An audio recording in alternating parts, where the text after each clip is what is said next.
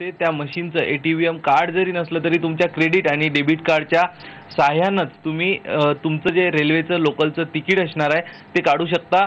नवी ATVM machine, ज्या ATVM मशीनला पीओएस मशीन लावण्यात आलेली आहे, ज्यामध्ये आपलं डेबिट कार्ड किंवा क्रेडिट कार्डचा उपयोग आपल्याला करता येईल अशा प्रकारचं हे मशीन लावण्यात आलेलं आहे। नेमकं कसं काम करते आपण आज बघणार आहोत। आपण एक प्लॅटफॉर्म तिकीट जे आहे याचं एक काढून बघणार आहोत। या ठिकाणी आपण हे एटीव्हीएम मशीनवरती सिलेक्ट केल्यानंतर या ठिकाणी दोन ऑप्शन असणार आहे। रेल्वे स्मार्ट कार्ड म्हणजे रेल्वेचं एटीव्हीएम कार्ड किंवा बँक क्रेडिट डेबिट कार्ड म्हणजे आपलं हे एटीएम कार्ड। आता माझ्याकडे एटीएम कार्ड आहे, मी क्रेडिट डेबिटचं ऑप्शन सिलेक्ट केल्यानंतर मी या ठिकाणी स्वाईप केलं आणि स्वाईप केल्यानंतर जर आता बघत असाल तर या ठिकाणी हे माझं प्लॅटफॉर्मचं तिकीट या ठिकाणी जनरेट झालेलं आहे। चांगला उपक्रम या ठिकाणी रेल्वेकडनं हाती घेण्यात आलेला आहे। रेल्वेची जी centre for railway information system याचे व्यवस्थापकीय संचालक उदय बोभाटे आपल्यासोबत आहेत, त्यांच्याकडनं अधिक माहिती घेणार आहोत।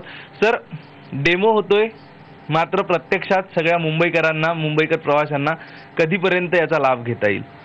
आता आमची इंटरनल टेस्टिंग सुरू आहे। जे ॲप्लिकेशन बनवलेलं आहे ते आम्ही इंटरनल क्रिस इंजिनियर इथे मुंबईमध्ये येऊन टेस्ट करतायत ते प्रणाली। एकदा ही टेस्टिंग जर सक्सेसफुल आणि सर्वरित्या पूर्ण झाल्यानंतर ती आम्ही मग रेल्वेला त्यांच्या टेस्टिंगसाठी देणार, सेंट्रल आणि वेस्टर्न रेल्वेला। आणि त्यांच्याकडनं ज्यावेळेला सगळं पूर्ण चांगला रिपोर्ट आल्यानंतर त्यानंतर मग ही इम्प्लिमेंट करू आम्ही फील्डवरती।